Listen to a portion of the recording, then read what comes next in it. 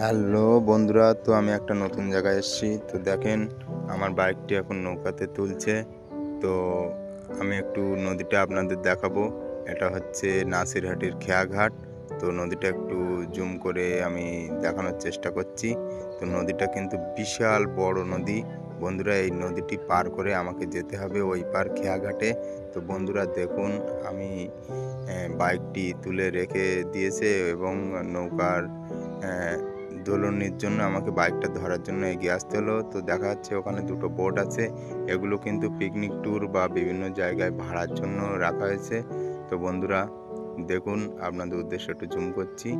তো দেখুন, এটা কিন্তু খুবই বড় ধরনের কিন্তু যাত্রীবাহন নৌকা বা অনেকে বোট বলে। তো দেখুন বন্ধুরা, আমরা কিন্তু অনেক লোকই আছি। তো নৌকাটা এবার ছাড়বে। তো